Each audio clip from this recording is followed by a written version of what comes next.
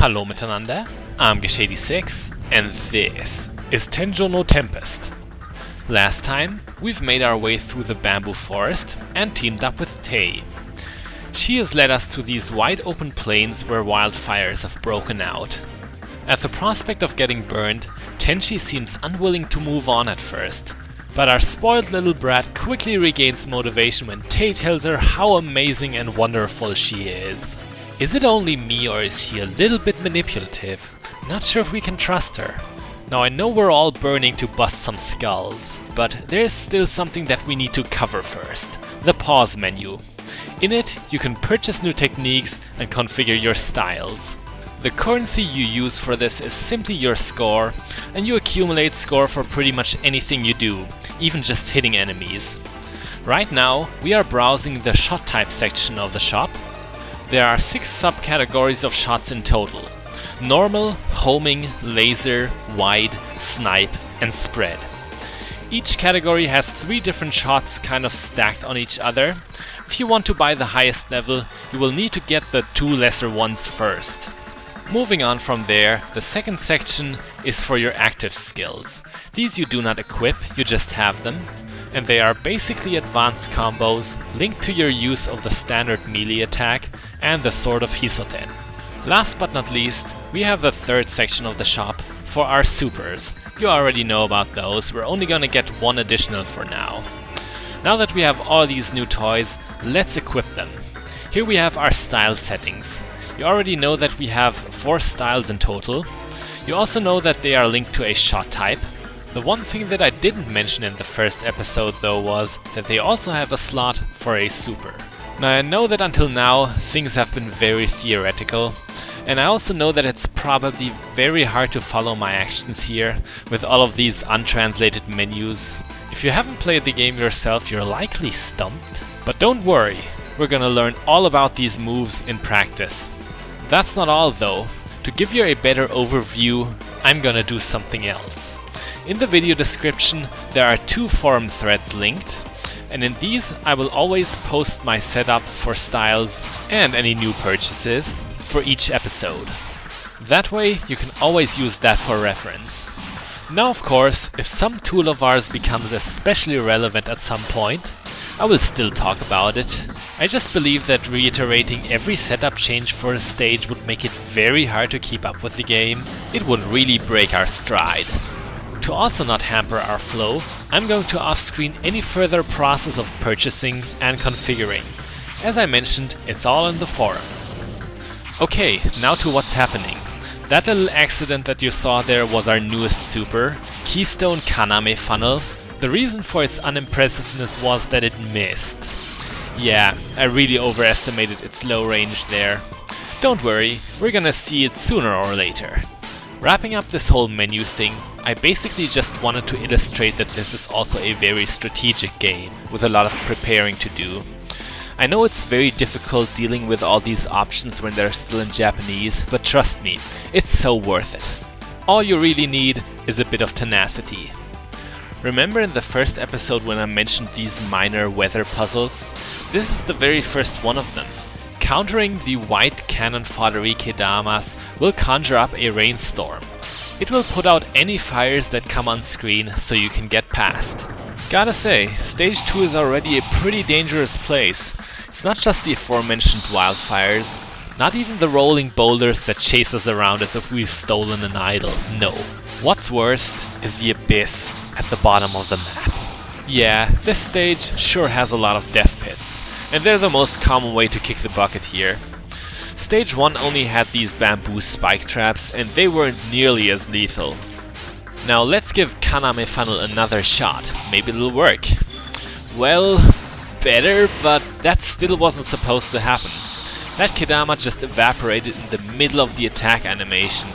I swear, we are going to get that super to work somehow, if it's the last thing we do.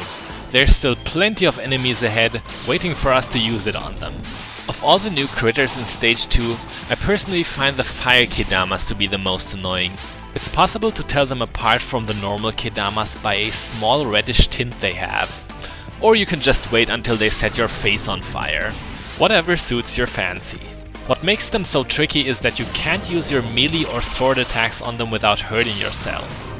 It's best to use beams altogether, but what also works is using your dodge moves to gain invincibility frames. That will allow you to strike them unharmed. Yeah, dodging is kind of a protect you against everything button. It might make you think that it will make this game too easy, but that is not the case. Dodging is linked to a finite resource in the form of the blue spirit orbs on top of the screen. Just want to very quickly throw in between here that there's another Put Out the Flames puzzle right here. It pretty much works exactly like the first one. With that out of the way, back to our 4 spirit orbs. Dodging, dashing and striking with your Sword of Hiso takes off 1 spirit orb each. If you overuse any of these moves, you might find yourself unable to use them at all when you really need to. Obviously, that can end pretty badly. Luckily, your spirit orbs regenerate on their own, and pretty quickly too. However, to really get that regeneration going, you need to have not dodged or used your sword for roughly a second. So always be conservative. Now these bullet spewing spirits here, there's actually a lot to them. They have a very special weather effect attached to them that for its duration will allow you to use beams without any cost of feral energy. That is just as amazing as it sounds. It is easily one of my favorite effects. Really, go for it any chance you get. And when you have it, let those guns go wild. There is no reason to be holding back anymore.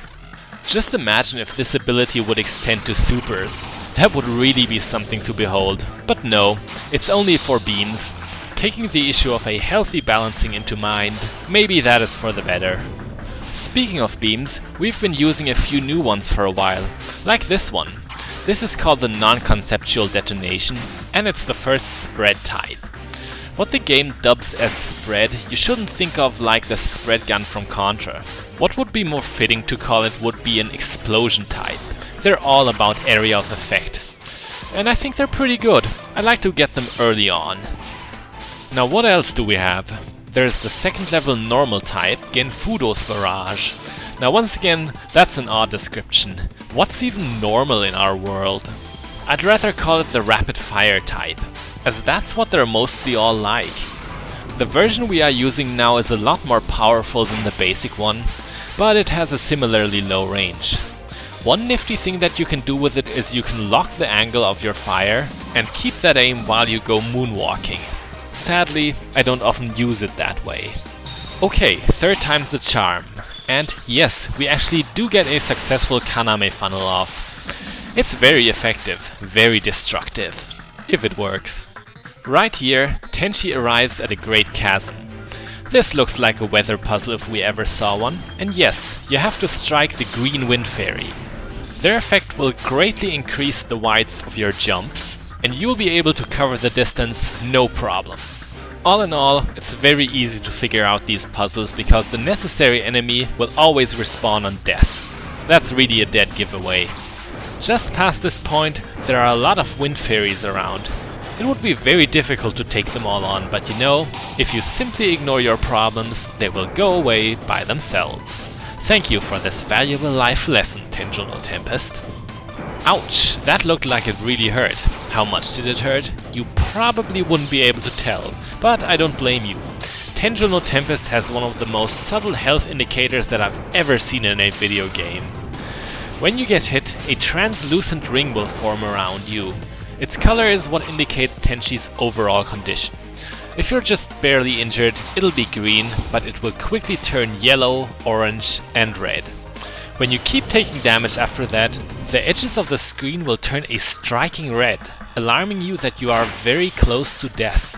Now does that remind you of anything? Yes, it's just like in your average modern first-person shooter. The ones where it looks like you've smeared marmalade all over your monitor. Oh, but I'm not done yet. It gets better. Take a guess how you regain health in this game. On your own, slowly over time. You know what? From now on, we're going to call this game Call of Duty Magical Warfare. Yeah, I'm being too snide here, sorry. We've got a mini-boss to get us back on track. This fire fairy is the only thing that bars our way to the actual boss of the level.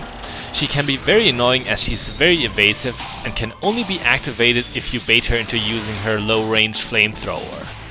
Dodging through any of her other projectiles gets you no reaction at all, but if you can catch her, it's very much worth it as you will summon a mighty devastating thunderstorm. At this point, we finally meet the one responsible for all the wildfires, the inquisitive high priestess of Taoism, Mononobe no Futo. Like Reisin before her, she also likes to play sheriff and immediately brands us as the culprit.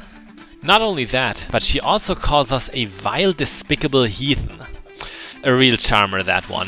Truly a paragon of tolerance. Oh well, in Futo's defense, she is still a newcomer to the land behind the border, and it is pretty much in character for her to have trouble adapting to the different way. She really is kind of old school. In some script translations of the official games, she speaks very archaically. Kind of like a role player that's trying way too hard.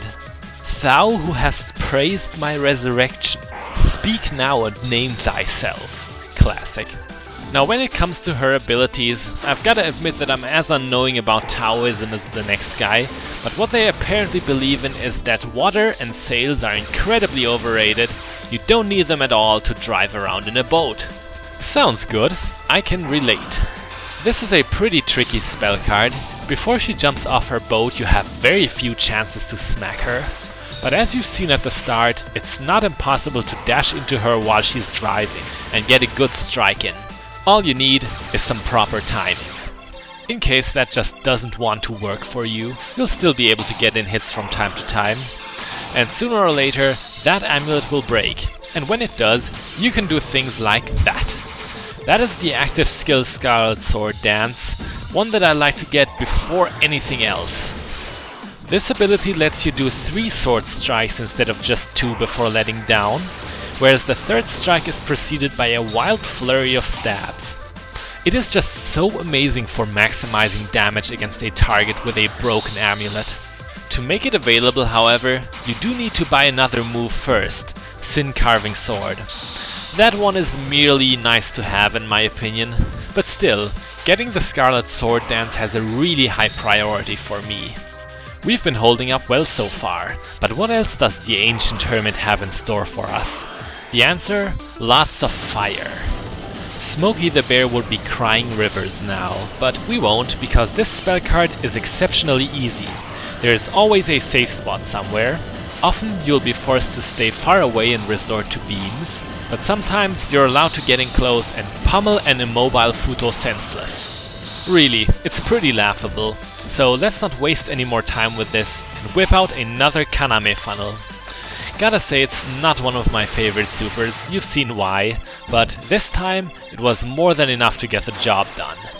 These mystical symbols tell us that we are up against the more intricate of Futo's final spell cards, one with a very long diverse pattern, but I wouldn't say that it's actually all that hard.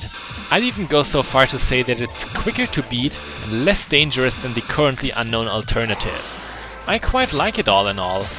At the first part with the knives, it's better to hold back a little and move in for the charge afterwards. But not for too long, or that gets you.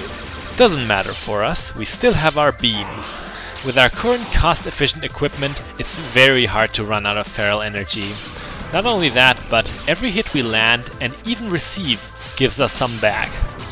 Futo, on the other hand, doesn't get anything, except death. Her last words were, "Give my D20 to Tojiko, Urk." Or at least they would be if we actually killed her. After the battle, we find out the reason for Futo's prejudice and aggression. She has mistaken us for Suwako Moria. Hard to believe, isn't it? Yes, I admit, Tenchi's peach-growing hat is pretty ridiculous, but it's not nearly as insane as Froggy's. Anyway, not only does that clear up another misunderstanding, but we also have a clue now. We're going to set our sights on Yokai Mountain and pay Suwako a possibly unfriendly visit. But that will be for another time. Right now, stage 2 is complete, a stage where I always feel I should do better at. No matter, I'm Gesh86, this was Tenjou no Tempest, and next time, close encounters of the bogus kind. Bis bald!